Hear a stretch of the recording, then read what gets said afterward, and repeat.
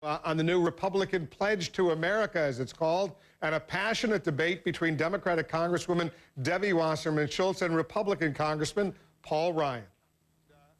Congresswoman Wasserman Schultz, there is anger, as you well know, in the country right now. It was demonstrated directly to the president the other day by a woman who was a supporter. She made a dramatic appeal to the president. In several of these recent polls, when you ask the American people, is the country moving in the right direction or the wrong direction, the overwhelming majority say the country right now is moving in the wrong direction. Recent Reuters Ipsos poll, only 33% thought the country is moving in the right direction. 61% said it's on the wrong track. Your party's in charge of the House and the Senate and the White House. You can feel that anger out there.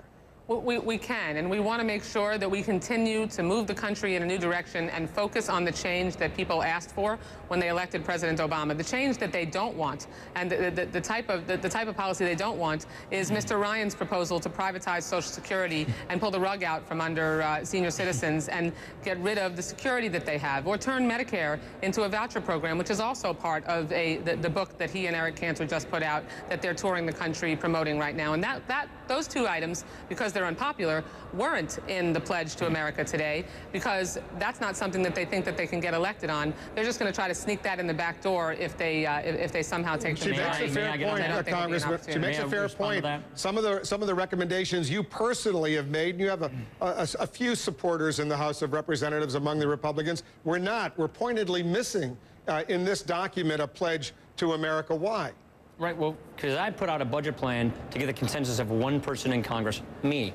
I didn't put out a budget plan to get the consensus of a majority of Congress. But here's the point, what I was trying to get with this plan. I was trying to get this discussion about entitlements and our debt crisis at an adult level. Clearly, that's not happening.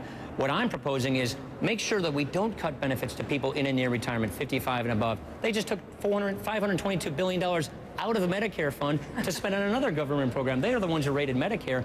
What I'm saying is let's get these programs solvent. If we don't fix this debt crisis and get ahead of it, Wolf, we will shred the social safety net that people have counted on. What I'm trying to propose is something responsible. Prevent cuts from hitting current seniors, people near retirement, and then reform these programs for those of us who are under 54, because we know they're going bankrupt, and put them on the path of solvency and sustainability. Right. That's the responsible thing to do. Well, and I'd like to get to an adult-level conversation, but apparently we're not having that these days. An adult-level conversation to invest Social Security in Wall Street. If that had happened in the last couple of years, Paul, you would have ended the protections that people have in their twilight of their life. I want to give younger people the option of having the same retirement you and I have, Debbie, if they want it or not. Then we need to reform Social Security, not yank the rug out from under them. Investing in the stock market is a risky gamble. If it's good for you and me and our families, why isn't it good for everybody else in this country? It's certainly not good for senior citizens or for the next generation to preserve Social Security. All right. That will end Social Security. I'm actually saving Social Security according to the actual Social Security. Not if you look at the track record of Wall Street in the last few years. I think if we campaign together around the country,